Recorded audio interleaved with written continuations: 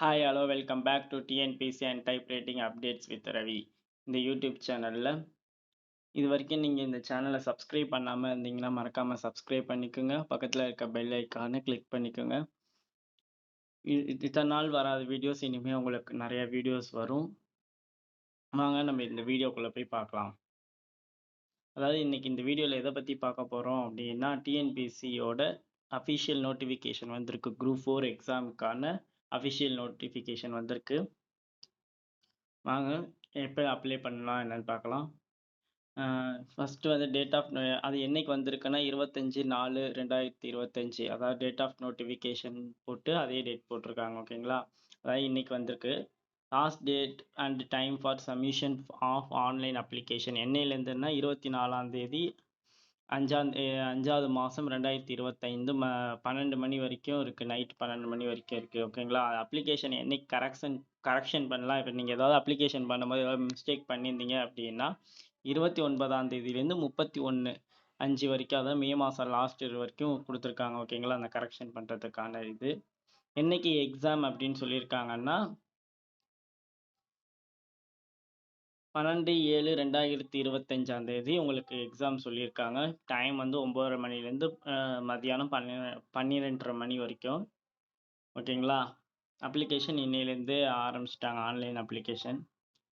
பாருங்கள், இது முதல்ல அப்ளை பண்ணுறவங்களா இருந்தீங்கன்னா ஒன் டைம் ரிஜிஸ்ட்ரேஷன், அதாவது ஓடிஆர் அப்படின்னு சொல்லக்கூடிய ஒரு ஐடி நீங்கள் க்ரியேட் பண்ணணும். ஃபஸ்ட்டு ஓப்பன் பண்ணுறவங்க அதை பண்ணிவிட்டு அதுக்கு அடுத்தது தான் நீங்கள் அப்ளிகேஷனே நீங்கள் என்ன பண்ண முடியும்னா ரிஜிஸ்டர் பண்ண முடியும், அப்ளை பண்ண முடியும். ஓகேங்களா, ஏற்கனவே பண்ணியிருந்தவங்களுக்கு 3 வருஷத்துக்கான வேலிடிட்டி பீரியட் இருக்கும். 3 இல்லைன்னா 5 வருஷத்துக்கான வேலிடிட்டி பிளான் இருக்கும். அது என்றைக்கு வேலிடிட்டி முடியுதோ அது ரினியூவல் பண்ணுற மாரி இருக்கும். ஓகேங்களா, ஒரு சிலருக்கு வரலன்னு சொல்லி கேட்பீங்க, அது ரினியூவல் பண்ணுற மாரி இருக்கும். அதே இது போட்டு யூஸ் பண்ணுங்கள். அந்த நம்பர், அந்த எதை வச்சு நீங்கள் ஓடிஆர் ரிஜிஸ்டர் பண்ணுறீங்களோ அந்த நம்பருக்கு தான் மெயில் வரும், மெசேஜ் வரும், எல்லாமே அதுக்கு தான் வரும். ஓகேங்களா, ஹால் டிக்கெட் கூட அதை வச்சு தான் எடுக்க முடியும். கொஞ்சம் அந்த நம்பர் கரெக்டாக இருக்கிற நம்பரை கையில் கொடுங்க. ஆதாரோட லிங்க் ஆகிருக்கணும் மெயினாக. இப்போ வந்து ஆதாரோட லிங்க் பண்ண சொல்லியிருக்காங்க, அந்த நம்பரை தான் நீங்கள் கொடுக்கணும். ஓகேங்களா, இங்கே அதை இதை சொல்லியிருக்காங்க. அப்ளிகேஷன் ஃபார் கரெக்ஷன் இது 29 31 வரைக்கும். என்னென்ன போஸ்ட்டுக்கு என்னென்ன எலிஜிபிள் அப்படிங்கிறதையும் கொடுத்துருக்காங்க. போஸ்ட் ஆப்ஷன் என்னென்ன, ஃபாரஸ்ட் கார்டு, அதுக்கெலாம் என்னென்ன இருக்கணும், டிரைவிங் லைசன்ஸ், வேறு என்ன இருக்கணுங்கிறதையும் கொடுத்துருக்காங்க. இது நீங்கள் அஃபிஷியல் வெப்சைட்டில் போய் பார்த்தா கூட இந்த நோட்டிஃபிகேஷனை வந்து டவுன்லோட் பண்ணிக்கலாம். இல்லை அப்படின்னா என்னோடய யூடியூப் சேனலில் நான் பின் பண்ணி வைக்கிறேன், கீழே டிஸ்கிரிப்ஷனில் நான் போடுறேன், வேணுங்கிறவங்க டவுன்லோட் பண்ணிக்கோங்க. ஓகேங்களா, அடுத்தது என்ன சொல்கிறாங்க அப்படின்னா என்னென்ன ரூல்ஸ் அண்ட் ரெகுலேஷன் சொல்லியிருக்காங்க. வார்னிங் இல்லை, நார்மலாக எல்லா எக்ஸாமுக்கும் உள்ளது தான் அது. அடுத்தது வந்து போஸ்ட் ஆஃப் வேக்கன்சி, அதாவது என்னென்ன போஸ்ட் இருக்குது, அந்த போஸ்ட் கோடு எத்தனை நம்பர் ஆஃப் வேக்கன்சி இருக்குது அப்படிங்கிறதையும் இந்த ட்ரிப்பு டீட்டெயிலாக கொடுத்துட்டாங்க. அது எந்த லெவல் ஆஃப் பேல வருது, அதாவது லெவல் 1 லெவல் 2 இதேமாரிலாம் இருக்குங்க இல்லையா, அது அந்த இதுக்கு என்னென்ன இருக்குது அப்படிங்கிறதையும் கொடுத்துட்டாங்க. என்னென்ன டிபார்ட்மெண்ட் அதில் கவர் ஆகுது அப்படிங்கிறதையும் இது வரைக்கும் நம்மளுக்கு தெரியல. இந்த ட்ரிப்பு என்னென்ன போஸ்ட்டு என்னென்ன இதுன்னு கொடுத்துருக்காங்க. ஓகேங்களா, அந்தந்த கோடை வந்து நீங்கள் பார்த்துங்க. பாருங்கள், லெவல் 10 சிபிஎஸ் இங்கே கொடுத்துருக்காங்க. இந்த இடத்துல ஸ்டெனோடைப்பிஸ்ட்டுக்கு என்ன சப்ஜெக்ட் என்ன கோடு அப்படிங்கிறதையும் பார்த்துக்கோங்க. லெவல் 6 லெவல் 8 பாருங்கள், கீழேருந்து வருது பாருங்கள், லெவல் 3. மொத்த வேக்கன்சி வந்து 3935 வேக்கன்சி இந்த ட்ரிப்பு நோட்டிஃபிகேஷன் அப்போ அலௌன்ஸ் பண்ணியிருக்காங்க. போக போக இன்க்ரீஸ் கூட ஆகலாம். ஓகேங்களா, எல்லாத்தையும் சேர்த்து 3935. லெவல் 3 லெவல் 5 லெவல் 3 லெவல் 5ங்கிற லெவலில் உங்களுக்கு வந்து சேலரி பொறுத்த வரைக்கும் வரும். அடுத்து வேக்கன்சி ஆஃப் ரிசர்வேஷன் அவங்களுக்கு உள்ளது.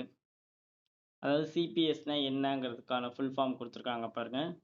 கான்ட்ரிபியூட்டரி ஆஃப் பென்ஷன் ஸ்கீம் அப்படின்னு. அதே இபிஎஃப்னா எம்ப்ளாயி ப்ரொவிடென்ட் ஃபண்ட் அப்படின்னு கொடுத்துருக்காங்க. அடுத்து எலிஜிபிலிட்டி, ஏஜ் எலிஜிபிலிட்டி எப்படி இருக்கணும் எந்தெந்த போஸ்ட்டுக்கு அப்படின்னா, அதாவது நீங்கள் எக்ஸாம் எழுத போகிற அந்த மந்த்து, அதாவது 1/7/2025 உங்களுக்கு 21 வயசு என்ன இருக்கணும், கம்ப்ளீட் ஆகிருக்கணும். ஓகேங்களா, இது அப்ளிகேஷன் ஃபீஸ் வந்து 100 ரூபா. ஓகேங்களா? அது ஃபர்ஸ்ட் டைம் ரிஜிஸ்டர் பண்றவங்களுக்கு கொஞ்சம் கூட வரும். ஓடிஆரும் ஓடிஆர் ரிஜிஸ்டர் பண்ணி அதுக்கப்புறம் இது பண்றதுனால கொஞ்சம் அது கூட வரும். ஓகேங்களா? நீங்க கரெக்ட்டா அந்த டீட்டெயில்ஸ்லாம் கரெக்ட்டா ஃபில் பண்ணுங்க. சர்டிஃபிகேட்ல இருக்க நம்பர்லாம் அது ஓடிஆர பொறுத்தவரைக்கும் அதில இருக்கிறது அப்படியே அப்ளிகேஷனுக்கு வந்துரும். நீங்க எக்ஸ்ட்ராலாம் ஃபில் பண்ண வேண்டாம். இதில என்ன போடுறீங்களோ அந்த டீட்டெயில்ஸ் அப்படியே அதில வந்துரும். அதுமாரி ஏஜ் எந்த அளவுக்குள்ள இருக்கணும் அப்படிங்கிறதையும் குடுத்துருக்காங்க. வில்லேஜ் அட்மினிஸ்ட்ரேஷனுக்குலாம் இங்க 21 ஏஜ் கம்ப்ளீட் ஆயிருக்கணும். Should have completed. Okay. Minimum 21 வயசு ஆயிருக்கணும். அதுமாரி இதுக்கு 18 வயசு ஆயிருந்தாலே போகும். மத்த இதுக்கெல்லாம் junior assistant, junior revenue inspector இதுக்கெல்லாம். அடுத்தது வந்து ஃபாரஸ்ட் கார்டுக்கு 21 வயசு கம்ப்ளீட் ஆயிருக்கணும். 32 வயசு வந்து மேக்ஸிமம் அதுக்குள்ள தான் இருக்கணும். அதுமாரி இங்கேயும் 32 வயசுக்குள்ள தான் இருக்கணும். ஓகேங்களா? 18லேருந்து 32க்குள்ள இருந்தீங்கன்னா, நீங்க ஜூனியர் அசிஸ்டன்ட் இதெல்லாம் எடுத்துக்கலாம். உங்களுக்கான எக்ஸ் சர்வீஸ் மேனுக்கு எவ்வளோ அப்படிங்கிறதையும் குடுத்துருக்காங்க. 50 ஏஜ், விடோவா இருந்தா 37 ஏஜ் இருக்கணும். கம்ப்ளீட் ஆயிருக்கணும். அதுக்கான டீட்டெயில்ஸும் கீழ குடுத்துருக்காங்க. ஒவ்வொரு இதுக்கும் எவ்வளோ டிஃபரன்ஸ் ஆகுறது அப்படிங்கிறதையும். அதே வந்து இந்த போஸ்ட் என்ன அப்படின்னு பார்த்தீங்கன்னா, பிசி, எம்பிசி, ஓபிசி இதில உள்ளவங்களுக்கு எத்தனை ஏஜ்க்குள்ள இருக்கணும்னா, விஏஓ பொறுத்தவரைக்கும் 21லேருந்து 42 வயசு தான் மேக்ஸிமம். அதுக்குள்ள இருக்கணும். அதே டிசபிலிட்டி பெர்சனா இருந்தா 52 வயசுக்குள்ள இருக்கலாம். எக்ஸ் சர்வீஸ் மேன்னா 55, விடோவா இருந்தா 42. மத்த போஸ்ட்டுக்கு அப்படின்லாம் பார்த்தீங்கன்னா, 34 வயசு குடுத்துருக்காங்க. பிசி, எம்பிசி இவங்கள பொறுத்தவரைக்கும்.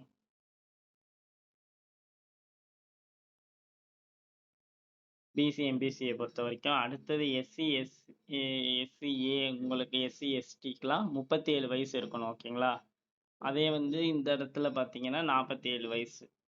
ஓகேங்களா? அப்புறம் டிசபிலிட்டி பெர்சன்னா 47. ஓகேங்களா? உங்களுக்கு தெரியிற மாரி செட் பண்றேன்.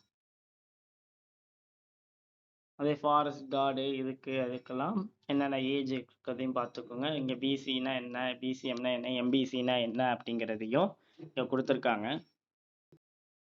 அடுத்தது பார்த்தீங்கன்னா, எஜுகேஷனல் அண்ட் டெக்னிக்கல் குவாலிஃபிகேஷன். அதாவது எந்தெந்த போஸ்ட்டுக்கு எவ்வளோக்குள்ள எஜுகேஷன் இருக்கணும் அப்படிங்கிறதையும் குடுத்துருக்காங்க. அதுக்கான குவாலிஃபிகேஷன் விஏஓக்குன்னா எவ்வளோ இருக்கணும்? Must minimum general education qualification இருக்கணும். ஓகேங்களா? மேக்ஸிமம் இது 10th தான்.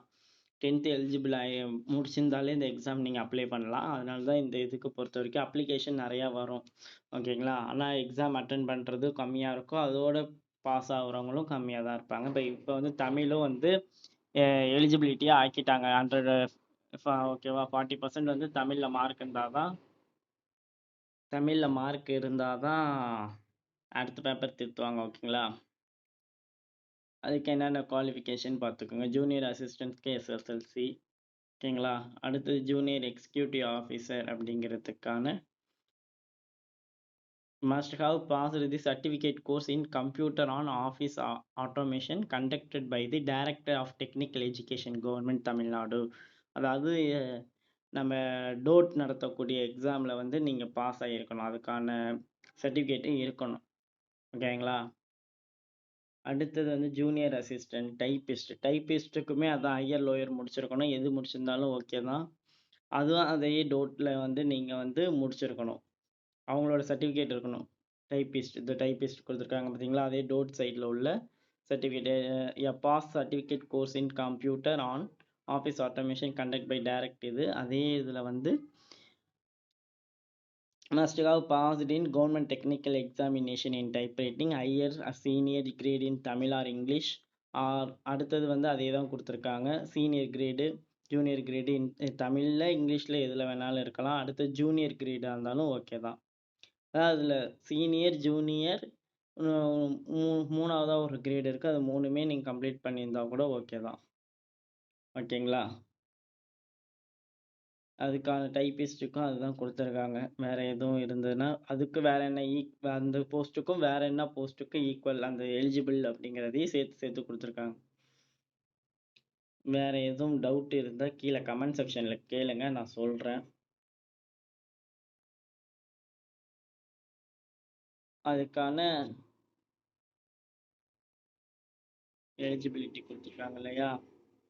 அதில் எதுவும் டவுட் இருந்தால் அந்த எதுக்கு ஈக்குவலண்ட்டான சப்ஜெக்ட் என்ன அப்படின்னா, இப்போ நிறைய பேர் வந்து வேறு டிகிரி பண்ணியிருக்கேன், பிஇ இன்ஜினியரிங் பண்ணியிருக்கேன் அப்படிங்கும்போது அதுக்கு ஈக்குவலண்ட் உண்டா அப்படிங்கிறத இந்த நோட்டிஃபிகேஷனில் செக் பண்ணிவிட்டு அப்ளை பண்ணுங்க. ஓகேங்களா? இந்த இடத்துல கொடுத்துருப்பாங்க, காமிக்கிறேன் இருங்க. பாருங்க, சப்போர்ட்டிங் டாக்குமெண்ட்ஸ் என்னென்ன டாக்குமெண்ட்ஸ் இருக்கணும் அப்படின்னா, எஸ்எல்சிசி, ஹையர் செகண்டரி, டிப்ளமோ முடிச்சிருந்தீங்கன்னா diploma, degree, PG, integrated PG, provisional degree or provisional diploma certificate இதோட மார்க் ஷீட்லாம் வேணும். அப்போ தான் நம்ம ஓடிஆர் ரிஜிஸ்டர் பண்ணலாம். அப்ளிகேஷன் போடும்போது நம்ம ரிஜிஸ்டர் பண்ணலாம். ஓகேங்களா?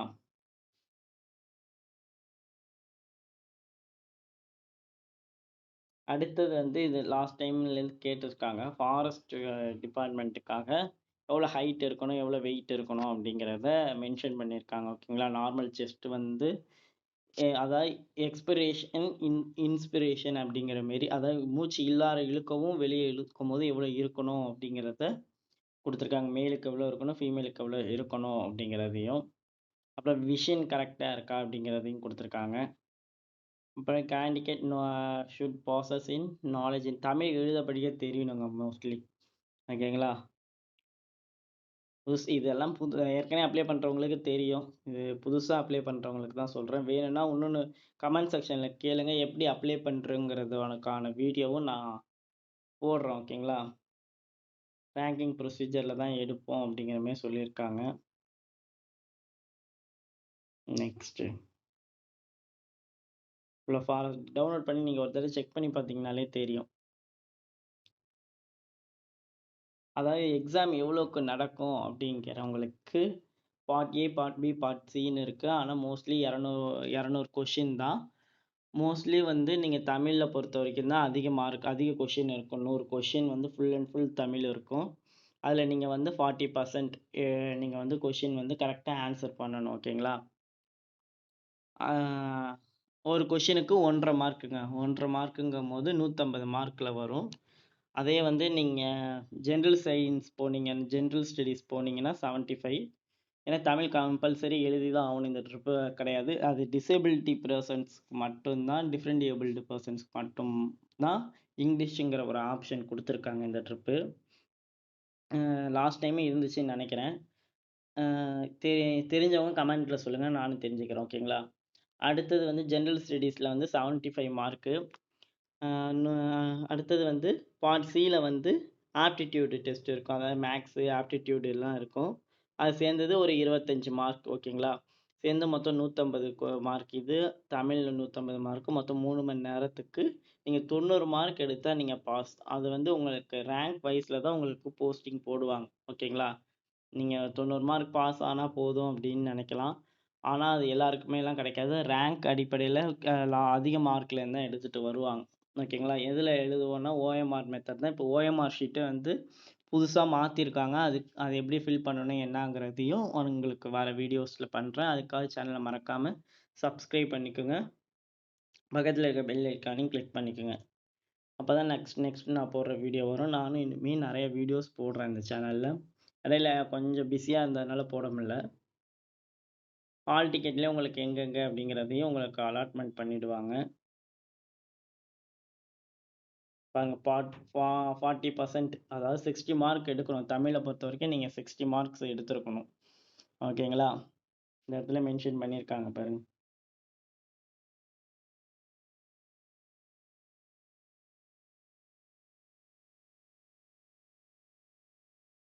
கம்யூனிகேஷன் உங்களுக்கு வந்து மோஸ்ட்லி ஹால் டிக்கெட்டில் தான் இருக்கும். அதுதான் போட்டிருக்கேன், கம்யூனிகேஷன் டு கேண்டிடேட். எதுலன்னா அதில் வரும், இல்லைன்னா மெயிலில் வரும். ஓகேங்களா?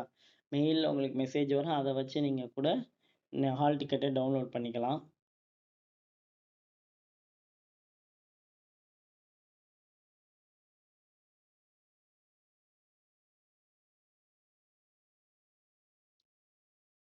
அவ்வளோதான். வேறு எதுவும் டவுட் இருந்தால் நீங்கள் கேளுங்க. அதிலே எப்படி அப்ளை பண்ணணும் அப்படிங்கிறதையும் சொல்லியிருக்காங்க. 20 கேபிக்குள்ளே ஃபோட்டோ, பாஸ்போர்ட் சைஸ் ஃபோட்டோ ஒன்று அப்லோட் பண்ணணும். அதெல்லாம் ரெடியாக ஃபோனில் பண்ணுறேன் அப்படிங்கிறவங்க ஃபோன்லேயே எல்லாத்தையும் ஸ்கேன் பண்ணி ரெடி பண்ணி வச்சுக்கோங்க. ஓகேங்களா?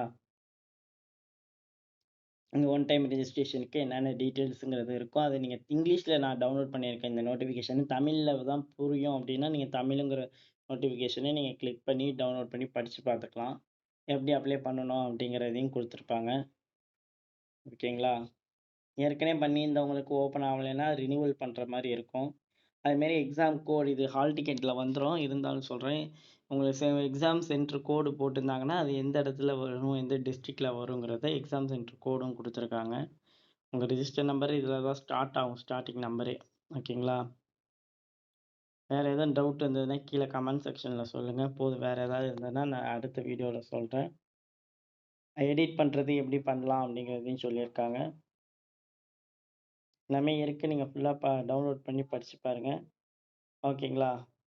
வேறு எதுவும் டவுட் இருந்துச்சுன்னா கீழே கமெண்ட் செக்ஷனில் சொல்லுங்கள். நான் உங்களுக்கு அதுக்கான வீடியோ தனியாக போடுறேன். ஓகே, தேங்க்யூ, பாய்.